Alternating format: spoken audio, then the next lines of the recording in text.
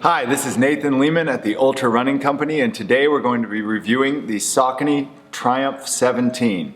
Now, for those of you paying close attention, I know that we just did the Triumph ISO 5 last time, but you've got to believe me, this is your update. So we're going to skip from the ISO 5 to the 17, and you're just going to have to trust me on it. So let's jump right in. Using the Ultra Running Company's categorizations, the Saucony Triumph 17 is a comfort cushioned, high drop road running shoe. Let's dig into what that means. So, starting with the bottom here, the amount of cushion in the Saucony Triumph qualifies this as a comfort cushioned shoe. One of the most bizarre things I've seen is if you go to the Saucony website, they list the stack height as 33.5 millimeters in the back and 25.54 millimeters in the front. That's super specific. I don't know any tolerances, any factories that are gonna have tolerances in the 100th of the millimeter, but even more interesting is when we measured it here at the Ultra Running Company, and the way we measure is from the bottom of the sole to just underneath the insole. We got completely different numbers on this. So Saucony advertises this as an 8 millimeter drop shoe. We actually measured 30 millimeters in the heel and 21 millimeters in the forefoot directly underneath the metatarsals, or the kind of the widest section of the ball of your foot, getting a 9 millimeter drop on the shoe.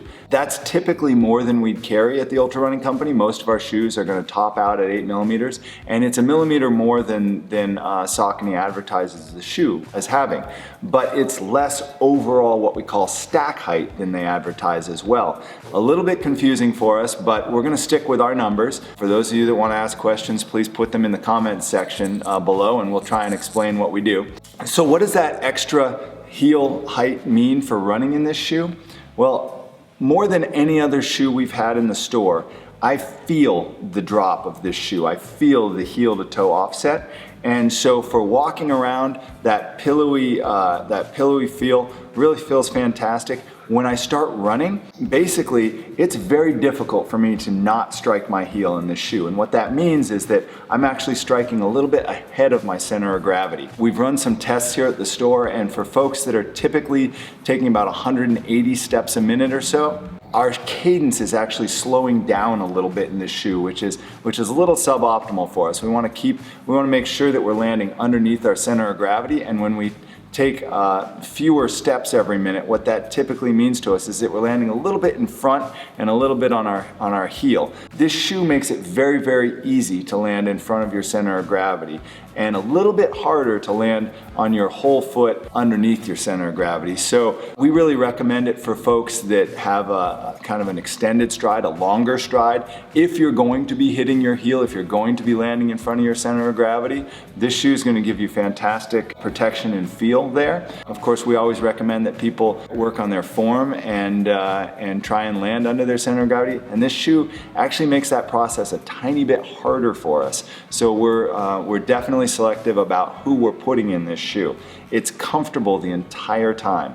But since we believe pretty firmly that landing underneath your center of gravity really reduces injuries in the long run, be aware when you're running in this that that's going to take a little bit more effort. No matter how you measure it though, 30 millimeters of cushion is a lot of cushion, especially with the type of foam that Saucony's using. Now, we've talked about Saucony's Everrun in the past, and Everrun was their first attempt at a response to things like the Adidas Boost material, basically what we call a TPU, basically a polyurethane sole. Now, traditionally, shoes have been made out of what's called EVA, which is kind of an air-blown rubber that has a nice weight to cushion ratio.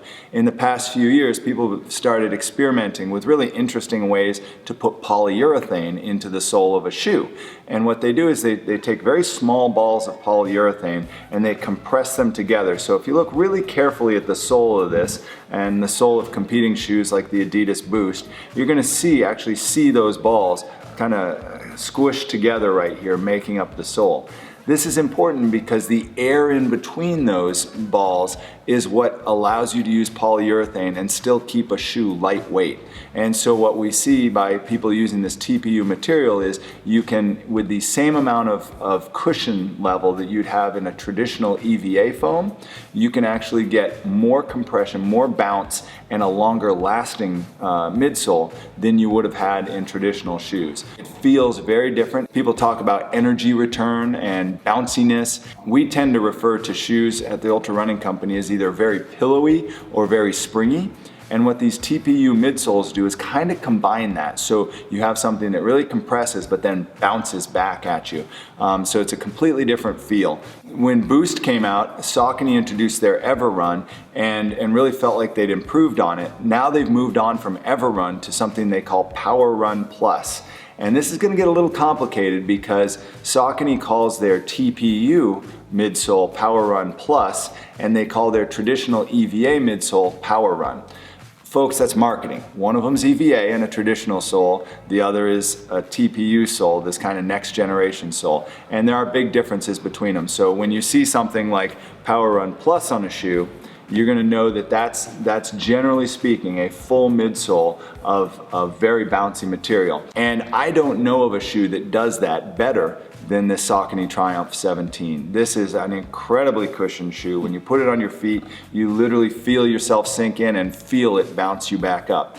I stand in this shoe all the time. Running in it, you're gonna get that same feel from the forefoot that you are from the heel, and it's incredibly comfortable and incredibly bouncy when you're running in this shoe. Moving on to the sole, Saucony's using their longest lasting rubber on the bottom here. This yellow on this particular model is their longest lasting rubber, combined with a more sticky rubber in the black areas where you're gonna have a little bit more control of where you're hitting the ground, and hopefully also long lasting. So we really like the fact that this TPU midsole combined with kind of this diamond rubber that they have on the bottom, and that's their term, not mine, but it does last a long time. Makes this one of the longest lasting midsoles we know of. So you're not gonna run through this shoe in a month or 2 months. This is a long-lasting shoe. The industry standard is 300 to 500 miles on a shoe. 300 miles is an incredibly fast-wearing shoe. 500 miles would be a well-wearing shoe.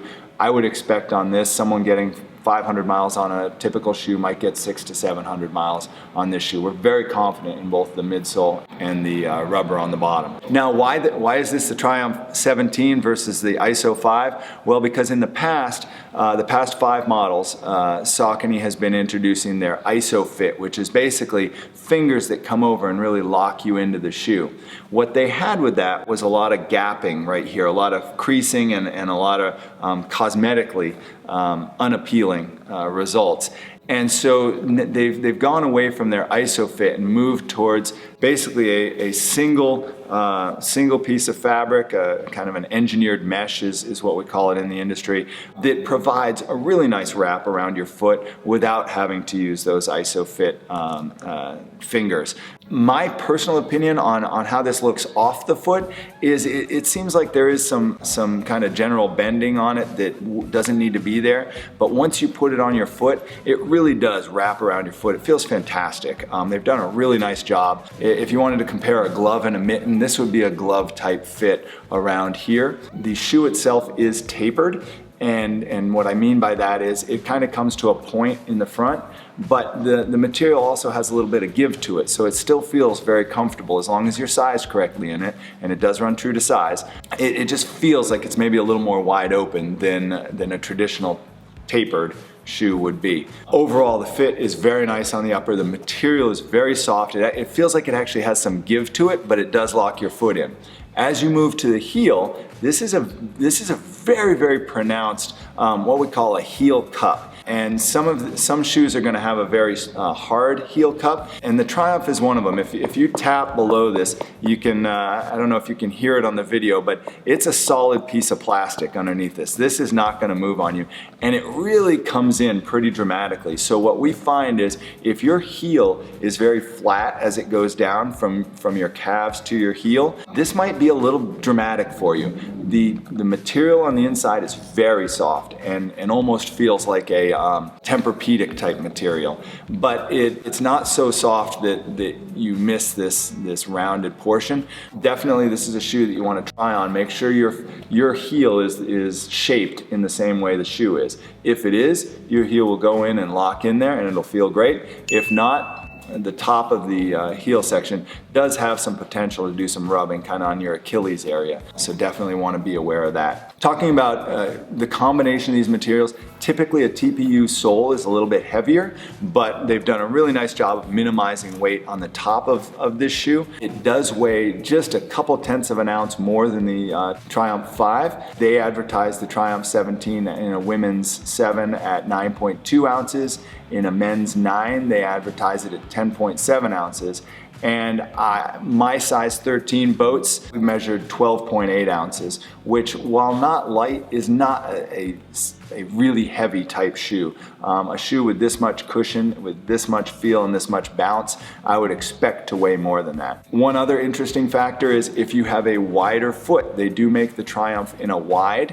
What that means is that they're going to add a couple millimeters of width throughout the entire shoe. So if you have a narrow heel, you're going to want to stay away from the wides. If you have a full foot that's wider, then that's going to be a great solution for you. If you have a narrower heel, you're going to want to try something that maybe has a wider just toe box area and maybe a more rounded top, an Ultra, a Topo, something along those lines. But if your whole foot is wider, this is going to be very comfortable. Now that width does add on a couple tenths of an ounce compared to the 12.8 ounces that we got with the standard fit. The wide fit in a size 13 is going to be 0.3 of an ounce heavier at 13.1 ounces. Couple of notes here, and this is important. We talked about the additional heel stack height. One thing that we found on this upper is, although this is a super soft material right here, we've gotten a couple people that have had a little feedback about a feel right here. I'm not sure if it's a compression issue or not, but just a little bit of pressure on their forefoot as they run. This happens kind of across different speeds, everything from about a 7-minute mile to a 10-minute mile, and just a little bit more pressure on there. I'm not sure if that will go away over time, but in our experience it has not. For the folks that felt that, it stayed with it. For the folks that did not feel it, it never became an issue. So again, a shoe, as with every shoe, this is a shoe you should try on. Get a feel for how that heel cup feels, get a feel for how this feels over the bridge of your toe box, and go from there. We think you're going to be very comfortable, nice padded tongue in it. Everything about this shoe really locks your foot in without feeling compressed. And so we really like the way it feels. We really like it for everyday use. Your longer runs, for those of you that are extending out and taking a longer stride, we think that this is going to be a really nice option for you and hope you'll give it a shot. A final interesting piece about the Triumph, as they move from the ISO fit back to the Triumph 17, the price of the shoe actually went down $10, which is pretty rare in the industry. So this is now a $150 shoe, down from $160 last year. At $150, we think it's a fantastic opportunity to try this new Power Run Plus, and we really think you'll like it. We hope you'll come into the Ultra Running Company and try it on. If you're not here in Charlotte, we hope you'll visit your local running store and give it a shot. And if you can't do that, please look us up at ultrarunningcompany.com. We're always happy to ship around the country and appreciate your support. In the meantime, please subscribe to us here on YouTube. We hear that makes a difference, and we love to get our opinions out to as many people as possible. We appreciate any feedback that you want to leave. Just understand that we do have day jobs, and we'll get back and respond as quickly as we can. In the meantime, learn to love to run, and thank you for watching.